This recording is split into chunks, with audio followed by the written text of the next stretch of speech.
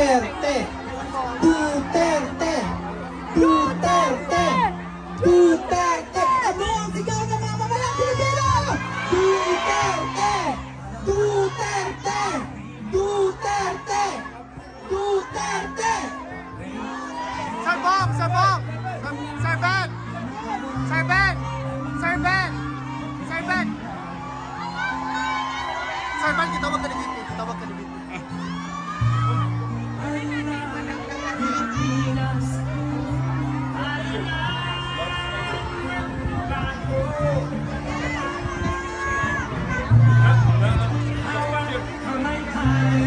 Saman ba?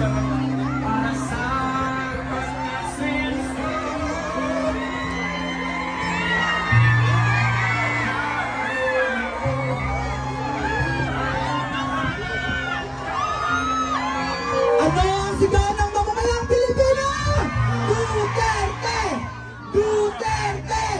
Duterte! Duterte!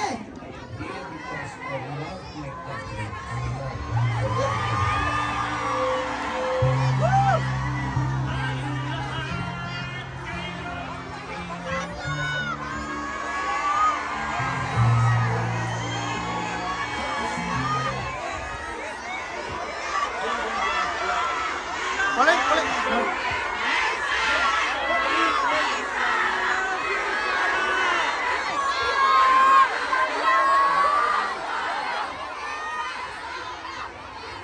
Magandang hapon sa inyong lahat. Unahin po muna natin ang ating pagpapasalamat sa Diyos dahil sa magandang araw na ito at sa safe na pagbiyahe ninyong lahat papunta dito sa The Hague, Netherlands. At syempre, dahil bumiyahe kayo papunta dito, ay mag-ingat kayo sa biyahe ninyo pauwi lahat sa inyong mga tirahan mamayang hapon.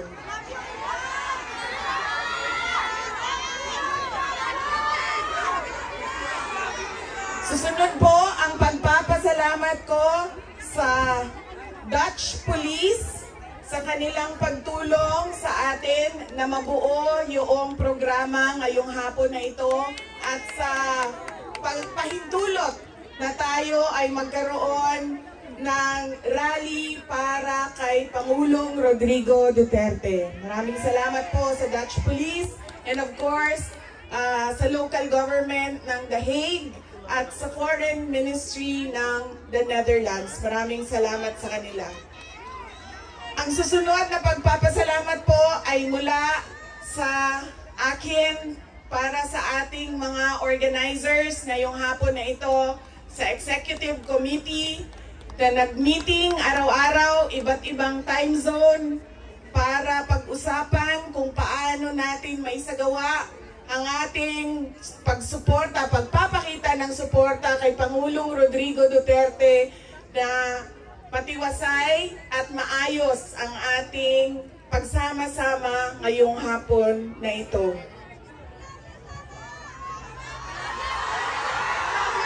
Duterte! Duterte! Duterte! Duterte! Duterte! Kanina nung naglalakad ako papunta dito sa park, meron akong mga nakasalubong na mga galing Germany. At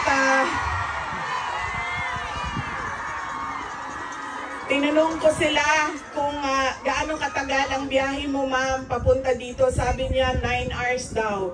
At 9 hours din daw siyang babiyahe pauwi. So ganyan ang pinapakita ninyo na pagsuporta kay Pangulong Duterte at pagmamahal sa ating bayan. Maraming salamat sa inyong lahat. Alam ko, lahat kayo may hanap buhay, may kailangan asikasuhin, may mga personal na pinagdadaanan, merong kailangan na paglalaban na gawin sa mga damit ninyo, paglilinis ng bahay, pagbayad ng utang,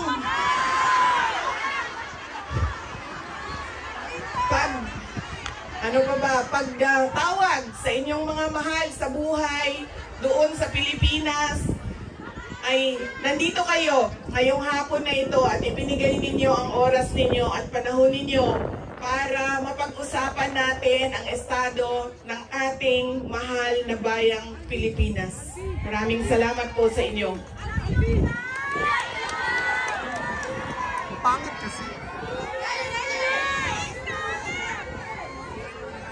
Naikwento ko na ito noon, pero mas mahalaga yung kwento ngayon dahil napag-usapan namin siya ni Pangulong Duterte doon sa loob ng detention center ng ICC. Noong ako ay bata pa, lagi sinasabi ng hindi niya yung generation ng tatay ko, 1940s, 1950s, 1960s, hindi sila yung mga magulang na tulad ngayon sa ating na ini-explain natin sa ating mga anak kung bakit natin ginagawa ang mga bagay-bagay. Lagi dapat may explanation.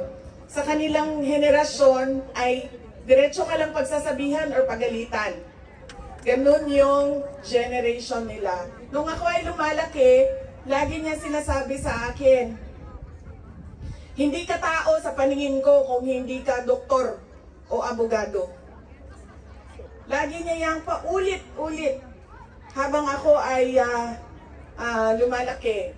Lagi niya yang sinasabi, pag hindi ka natapos ng pag-aaral mo, magiging abo ka dyan sa gilid ng daan. He always emphasized that you mean nothing to the world if you do not finish your education. That was his, that is my greatest gratitude to my father. The emphasis he gave in education. Wala namang problema sa akin yun nung ako ay lumalaki dahil gusto ko din naman talaga maging doktor.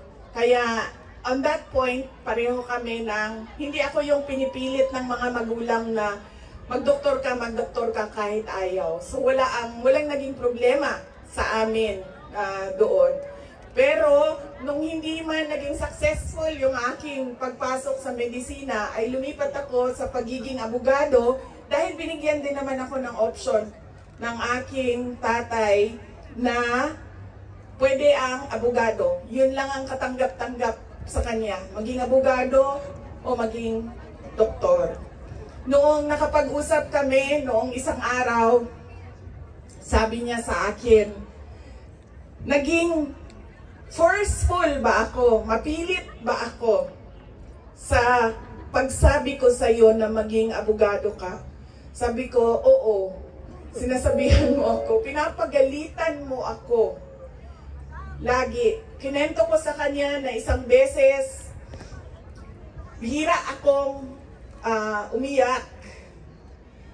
Pero isang beses, dahil nalaman ko na hindi ako makakatuloy sa 4th year law school dahil meron akong isang bagsak na subject. Wala akong ibang masabihan nung sakit na nararamdaman ko. Kasi pakiramdam ko, yung tatay ko lang din, makakaintindi sa akin dahil dumaan din siya ng law school. So tinawagan ko siya. Hindi ako makapagsalita. Iyak lang ako ng iyak. Humahagulgul ako sa iyak na sinasabi niya, hello, hello, hello, nasaan ka? Nasaan ka? Yun lang ang sinasabi niya, nakidnap ka ba? Nakidnap ka? Tapos iyak lang ako ng iyak. Tapos dalawa lang ang tanong niya na paulit-ulit, nakidnap ka ba o buntis ka ba? At that point na paulit-ulit na niyang tinatanong kung buntis ba ako, sabi ko na sa kanya, pa, hindi ka man siguro umiiyak ang babaeng buntis. Siguro happy siya, no, na buntis siya. Sabi ko, nahihirapan ako sa isang subject ko and pakiramdam ko, sasabit ako dito. Tapos ang sagot lang niya sa akin ay, sabi niya, yun lang pala eh, bakit mo ko tinatawagan, mag-aral ka na. ganon ka tigas yung kanyang paninindigan, paniniwala at pagpipilit na ipursige ko ang aking edukasyon. Wala nang, wag ka na umiyak, mag-aral ka, magmadali lang yan, lumabas ka muna, magkape ka, wala. Sinabi lang niya sa akin, yun lang pala. Ibaba mo na yung telepono at bumalik ka na sa pag-aaral mo. Kaya noong ako ay naging abogado, yun din yon ang sinasabi ng kaibigan ng tatay ko sa akin na nakita niya ang tatay ko sobrang saya. Yung araw na yon na nalaman niya na naging abogado ako, yun yung sobrang saya niya. At sinabi sa akin ng kaibigan ng tatay ko, sabi niya, hindi mo maiintindihan kaming mga tatay na kaming mga abogado pag nagkaroon kami ng anak na abogado. Ganun, iba yung saya namin kapag nakikita namin na meron na kaming anak na abogado. Sabi niya sa akin doon, sabi niya, pinilit ba kita? Sabi ko, hindi lang pilit. Sinigawan mo ako at pinaiyak mo ako ng madaming beses dahil sa edukasyon at sa pag-aaral. At sabi niya, di buti na lang dahil meron akong abogado ngayon na anak na inutos-utusan ko dyan. Kausapin niyang mga huwes dyan. At ngumiti siya. He smiled. And it seemed to me that it was a comfort to him that he had a daughter who is a lawyer. In fact, sabi niya,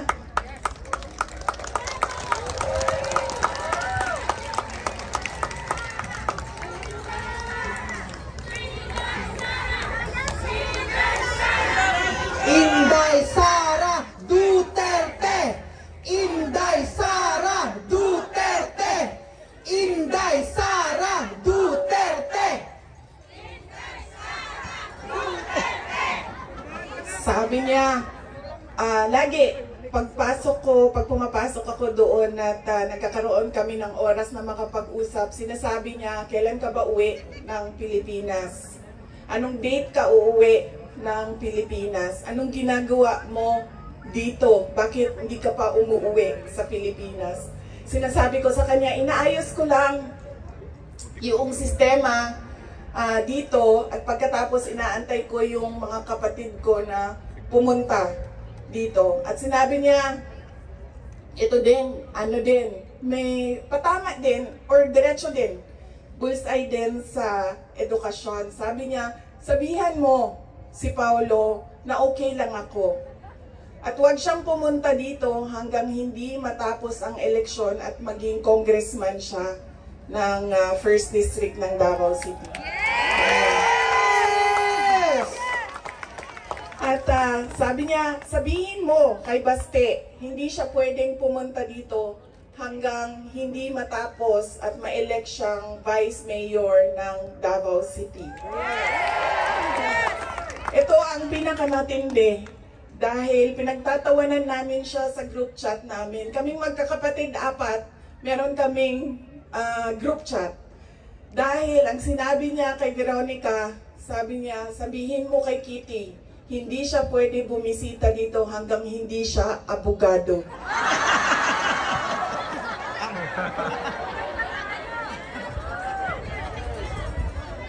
Sabi ni Kitty, grabe ang overacting ni Papa. So ibig sabihin ba mga 5 years? She has 5 years until she becomes a lawyer. Na meron pa akong 5 taon na bago ako makabisita. Ganon siya kahit na nandun siya sa loob, ang kanyang iniisip, unang-una, yung mga kapatid ko na kailangan magtrabaho para sa syudad ng Davao, yung kapatid ko na kailangan mag-aral. Yun pa rin ang iniisip niya. At kapag tinanong mo siya, pa, ano ba ang kailangan mo dito sa loob? Ang sinasabi lang niya, mga, alam mo yun, mga bagay na shaving cream, Necessity. Coke Zero, Monggo. Piniritong. tumigil na siya sa kakahingi ng Pinoy na ulam dahil parang hindi talaga kaya nung nagluluto sa loob ang Pinoy na ulam. Pero nagpadala ako kahapon ng PDF file ng mga recipes na pwedeng sundin nung nagluluto. Yes! Duterte! Duterte! Duterte! Meron siyang, meron siyang hilig sa Coke Zero at yun lang yung hingi niya. May shopping list doon sa loob. At sabi niya doon sa gwardiya na isulat mo dyan, 2 case ng Coke. Ako ng gwardiya, sabi niya, pwede ka naman bumili dyan sa vendo tapos iiwan mo para sa kanya. So sabi ko, Papa, anong gusto mo dito? Sabi niya, Coke Zero lang. So bumili akong 4 na Coke Zero, iniwan ko sa kanya. Sabi ko pa, that's 1 for each day pa ha. So today, tomorrow Saturday, tomorrow Sunday, Monday, Tuesday, Wednesday. Dahil darating na yung grocery list mo by Wednesday. At sagot niya sa akin, bakit isa lang? Sabi naman nung gwardiya, sabi niya, he has to have at least 2 because he already drank upstairs 1 Coke Zero. And then sabi ko, sige pa, sabi ko, babalik naman ako sa Lunes. Sabi ko, 2 bukas Sunday and 2 sa Monday. Tapos i-replenish ko na lang yung Coke Zero mo. Sabi ko sa kanya, alam mo pa, sinasabi sa iyo ng doktor, maglakad ka daw. Huwag kang nakaupo lang sa kwarto mo. Tapos sabi ko, pwede ka naman, allowed kayo na lumabas dyan. Sabihan niyo lang ang gwardiya. Sabi niya, ayoko maglakad sa labas kasi baka didiretso ako sa gate at umalis sa lugar na ito.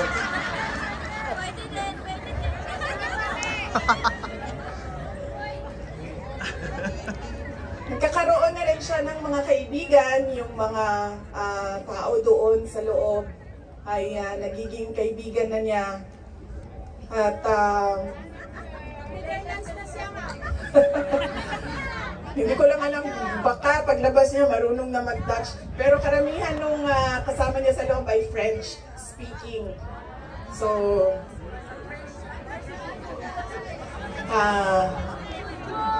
baka paglabas niya, no, di na kayo kamao magbinisaya, tingala tama. Voulez vous coucher avec moi? Tingala na. Whatever that means. So, on that point, he is okay. Okay naman siya. Pero as a lawyer, kasi alam niya yung batas eh. Alam niya kung anong nangyayari. Kaya medyo persuasive siya. And lagi niyang inuulit-ulit kung ano yung kailangan gawin para sa kanyang kaso. At lagi siyang nagtatanong ng timelines dahil alam naman natin sa korte ay medyo may kabagalan. Diba? Magsasagutan, ang prosecution, ang defense, maraming mga papel na kailangan ipasok at antayin ang oras. Kaya siya din ay insistent sa mga timelines niya.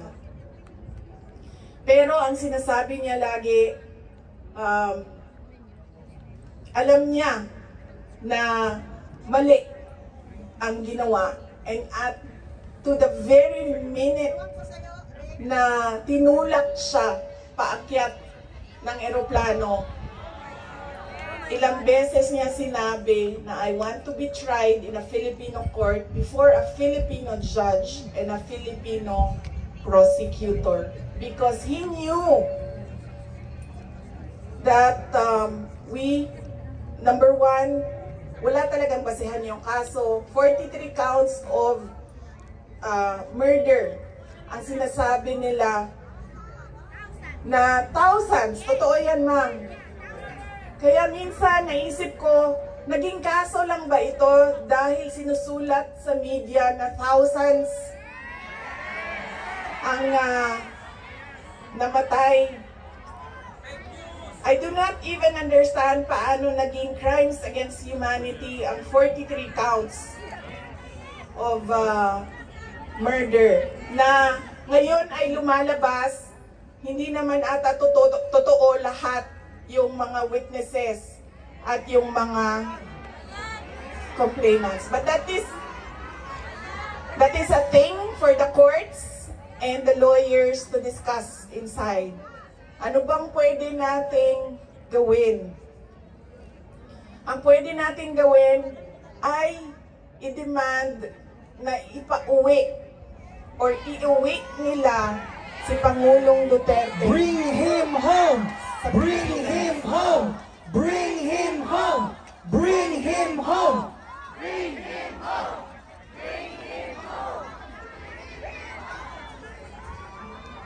Dahil yun din ang gusto niya. Araw-araw na nandun ako, sa mga araw na nandoon ako, isa yan sa paulit-ulit niyang sinasabi, kailan mo ako mapalabas dito dahil darating ang eleksyon, mag-mayor pa ako ng syudad ng Davao. Bring him home! Bring him home! Bring him home!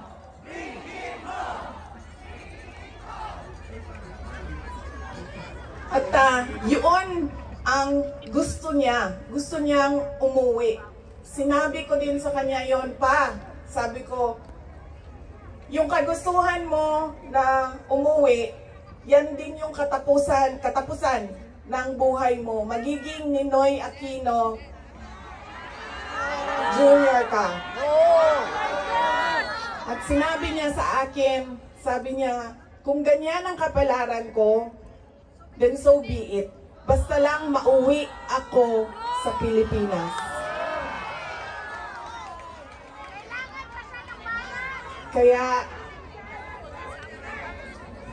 meron man ako worry para sa kanyang safety and security, pero lagi niyang inuulit-ulit talaga, ibalik niyo ako sa Pilipinas. Bring him home! Bring him home! Bring him home! Bring him home!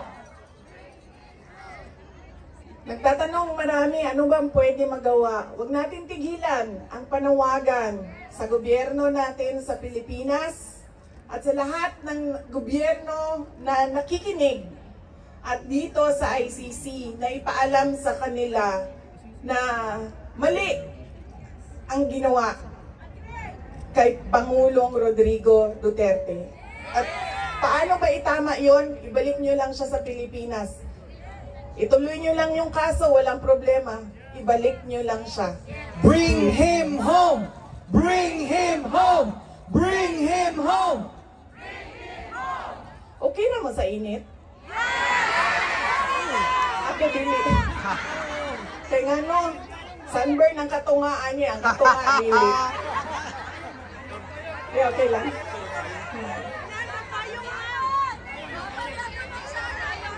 Fresh maghapon, ma'am. Hindi, okay lang. Binuangan lang tamo. Naka-ready ang sunblock diri doble. Fresh maghapon. Okay lang, sir. Kaya di nila makita na ako ang mata kung magkalok ka. Okay? Unsa pa ba? Ano pa ang pwede natin gawin?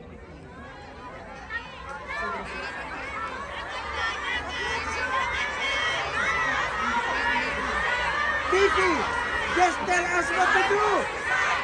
We will follow you. Marcos resign! Marcos resign! Marcos resign! Marcos resign! Marcos resign! Kayo nagsabi niyan, hindi ako ha. Bukas, suspended na kayo. kayong lahat. Nakulong na kayong lahat sa sedition. At kayo, hindi na kayo makakauwi dahil kinulong na kayo dyan sa...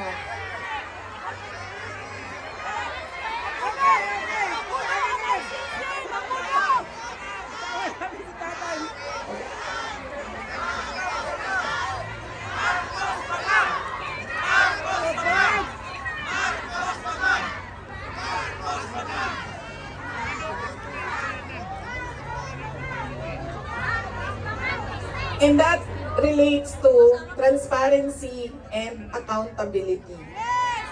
Alam nyo kasi, ang pagiging Pangulo, dapat nasa tamang pag-iisip ka. Kapag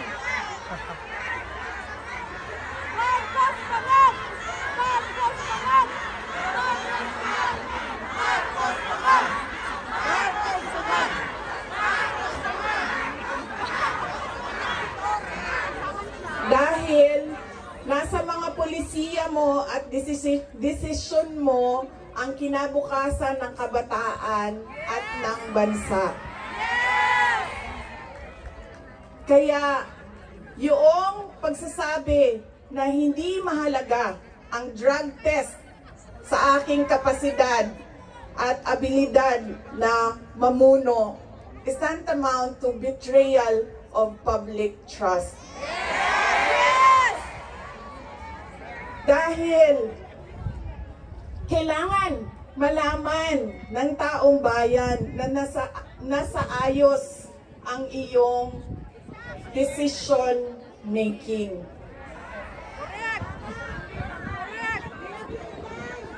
Kaya hindi lang naman natin pwede sabihin, Marcos, resign. Bakit ba kailangan resign? Dahil hindi mo pinapakita sa taong bayan na maayos kang mag-isip at kaya mo ang mamuno.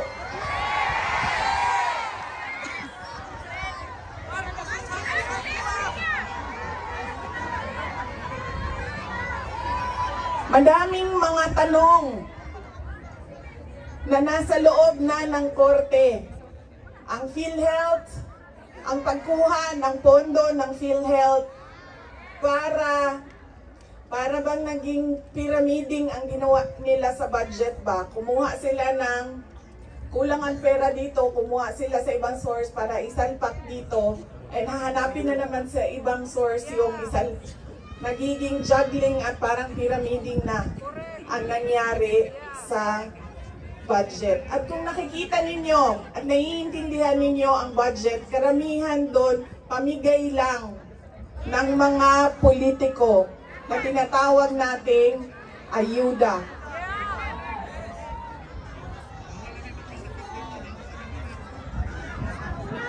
Tumakbo kami sa plataforma ng unity at continuity. Continuity, kasali na doon ang big ticket projects o mga build projects ni Pangulong Duterte. Pero wala kayong nakikita ngayon na development projects. Dahil lahat yon ay nakatago sa mga proyekto na pamigay o nandoon lang sa bulsa ng kontraktor at ng politiko na gumawa kuno ng project. Makikita ninyo na hindi handa ang Kongreso sa paggawa ng budget dahil may mga blanco doon sa enrolled bill na pinasa nila. Ibig sabihin, walang nag-iisip at hindi pinag-isipan paano ba natin gamitin ang pera ng gobyerno na makita natin na merong kapayapaan at kalambuan, kauswagan sa ating bayan. Noong ako ay tinanong noon bakit ako nag-resign sa Department of Education. Sabi ko, unang-una personal yon. Meron kaming personal na hindi ko gusto na ginawa niya sa akin. Pangalawa, dahil sa loob ng Department of Education. Sinabi ko na itong noon, personal ko to na experience. Yung budget ng school building program ng Department of Education, pinaghati-hatian lang sa loob ng House of Representatives. Noong unang taon, nagawan ko ng paraan. Sabi ko, hindi pwede, sige, kung yan ang gusto ninyo, yan ang makapagpapasa ng budget. Para magkaroon ng budget ang Department of Education, dadaan pa rin kayo sa validation ng regional offices ng Department of Education. Pag sunod na taon, naisipan na nila kung ano ang gagawin nila at hindi nila ma-deny ito dahil nakikita ninyo sa papel. Kaya wala din kumukontra sa akin dahil nakikita sa papel. Ang ginawa nila, gumawa sila ng sarili nilang listahan. Doon nakikita mo, pinaghati-hatian nila ang school building program at inattach nila sa General Appropriations Bill na sinabmit nila sa Senado. Sinabi namin sa mga senators, nakita nyo ba kung anong ginawa? Sabi nila, oo, nakita namin kung anong ginawa ng House of Representatives. Sabi ko, please, hindi natin masasolve ang problema ng school building program kung ganito lagi ang nangyayari sa budget ng new construction. Meron pang ibang problema sa loob ng budget. Sinubukan ng mga senators na tanungin, pasagutin, sumasagot, yes, pero pagdating sa BICAM, anong nangyari? Wala namang totoong BICAM kung saan pinag-uusapan ang paggamit ng pera. Ang desisyon lang na nandun ay kay Zaldico, nung panahon ko, kay Zaldico at kay Martin Romualdez. At diretsong pinapapirma sa malamang tao na hindi nagbasa o hindi binasa ang buong budget. Kaya walang nakakita o hindi nila nakita dahil hindi naman binasa na may blanco doon at pwedeng lagyan ng kahit anong amount yung mga blanco sa budget. Madaming katanungan, madami ang problema ng bayan. Kaya lagi ko sinasabi, hindi kami ang problema ng bayan. Ang problema ng bayan ay ang governance mismo ng Pilipinas. Yan ang problema ng bayan. At dahil may problema sa gobyerno, ay tuloy-tuloy ang kahirapan doon sa ating bayan. Nakikita nyo yan dahil dumadami ang nakikipagsapalaran sa ibang bansa. Dahil sa kawalan ng oportunidad doon sa ating bayan.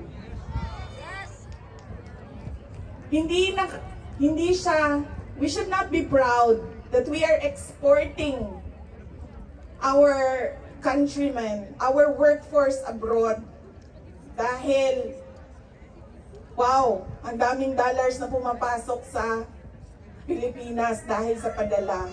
Hindi yan siya nakakatuwa. Dahil ang isang bansa, dapat meron siyang oportunidad na binibigay sa kanyang mamamayan. Hindi lang yan.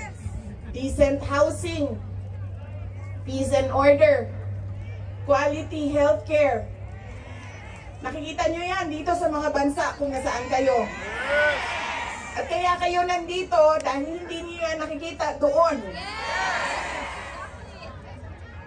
And apparently, tayo lang yung nakakakita, yung nakaupo doon, hindi nila nakikita. Correct. Ayaw tingnan.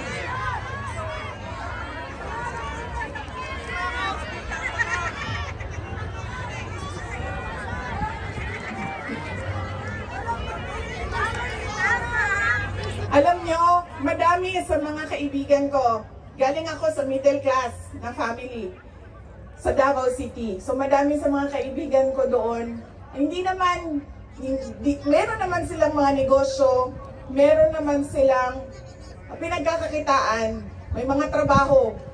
Pero ilan na rin ang nagsabi sa akin, mga professionals ito, ilan na rin ang nagsabi sa akin, wala na rin talaga kaming nakikita, parang gusto na namin lumipat na lang sa ibang bansa para sa mga anak namin.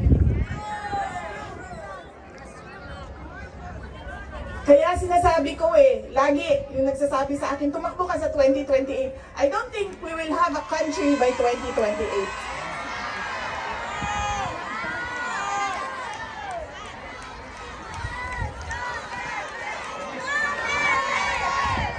Duterte! Duterte! Duterte!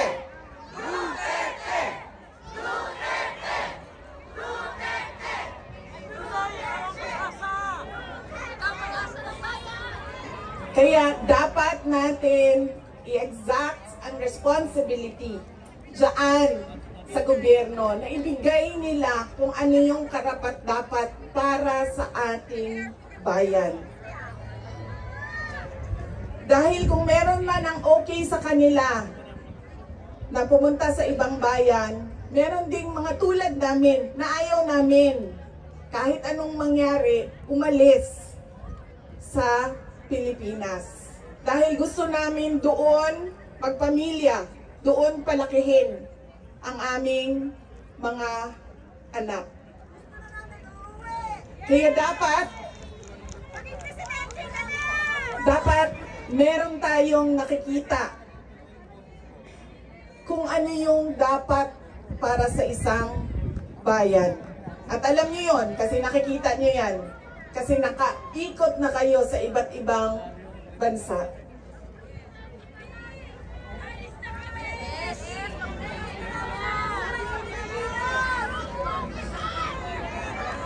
Ano ang gagawin? Patuloy na ipanawagan sa lahat ng nakikinig na iuwi ninyo si Pangulong Duterte sa Pilipinas. Bring him home! Bring him home! Bring him home! Bring him home! Bring him home! Bring him home! At pangalawa, patuloy natin na hingiin sa gobyerno, sa administrasyon na ibigay ninyo ang serbisyo at kaunlaran na karapat-dapat para sa mga Pilipino at para sa Pilipinas.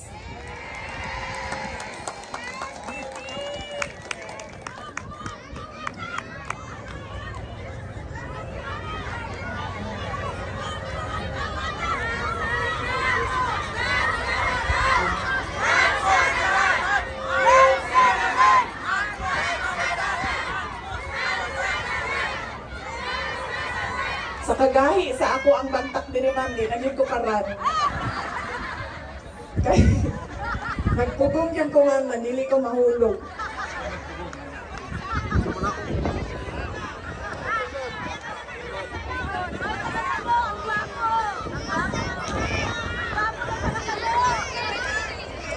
Yung akin pong mga pagpapasalamat. Una po, kanina meron na akong mga pagpapasalamat opening sa Diyos, sa ating host government, sa police, sa local police.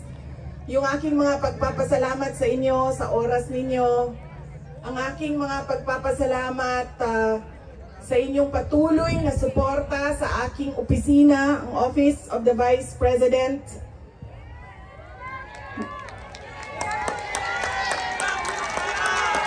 Inday Sara Duterte!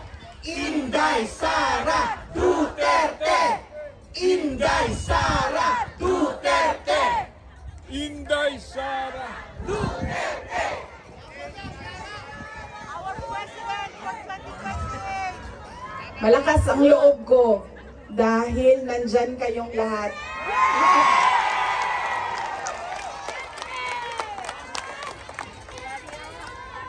Kanina noong papasok ako dito, marami ang nagsabi, be strong, be courageous. I am only as strong as you are. Kung nakikita ko, sobrang lakas ninyo at sobrang lakas ng pagmamahal ninyo sa bayan. Ganyan din ang nararamdaman ko.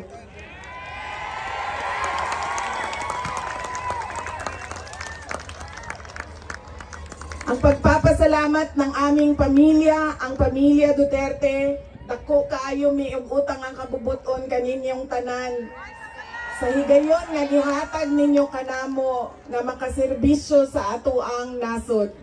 Napakalaki ng utang na loob namin sa inyong lahat sa pagkakataon na ibinibigay ninyo sa amin na makapaglingkod sa bayan. Maraming salamat po sa inyo, mga kababayan namin. Wise pa yan, BP.